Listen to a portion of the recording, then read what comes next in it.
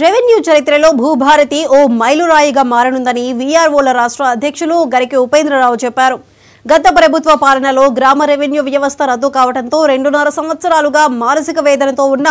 5139 మంది వీఆర్ఓల కుటుంబాలకు అండగా నిలిచిన ప్రజా ప్రభుత్వ నిర్ణయం చరిత్రలో మిగిలిపోతుందని గరిక చెప్పారు. ఖమ్మం టీటీడీసీ భవనంలో ఏర్పాటు చేసిన విలేకరుల సమావేశంలో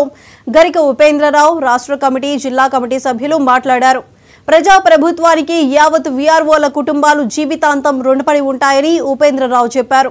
వీఆర్ఓలను ఆప్షన్ పద్ధతిలో తీసుకోవడానికి కృషి చేసిన ప్రతి ఒక్కరికి తెలంగాణ గ్రామ రెవెన్యూ అధికారుల సంక్షేమ సంఘం తరపున కృతజ్ఞతలు తెలుపుతున్నట్లు గరిక ఉపేంద్రరావు చెప్పారు. అర్ధరాత్రి పూట జిల్లా పాలనాధికారి కేంద్ర కార్యాలయంలో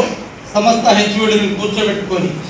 ఈ భారతదేశ చరిత్రలో ఏ ఉద్యోగికి జరిగినటువంటి అన్యాయాన్ని ఒక లాటరీ పద్ధతిలో చెట్టుకొకరిని పుట్టుకొకరిగా చెల్లాచెదురు చేస్తూ చేసిన నిర్ణయం వల్ల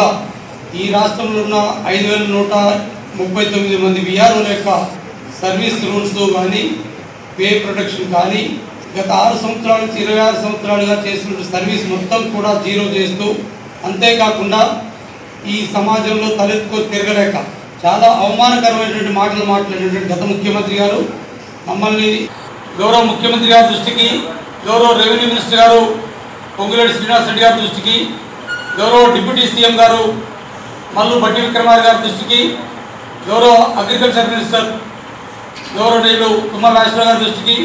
ఈ రాష్ట్రంలో ఉన్న అందరూ అమాత్యుల దృష్టికి, అందరూ శాసనసభ్యుల దృష్టికి, శాసన మండలి సభ్యుల దృష్టికి,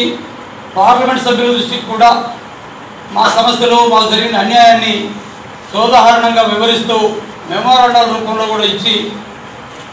అట్లాగే ఈ రాష్ట్రంలో అన్ని జిల్లాల్లో ఉన్న పాలనాధికారులు, కలెక్టర్లు కూడా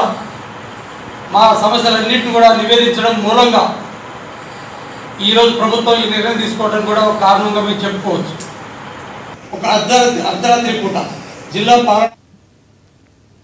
పల్నాడు జిల్లా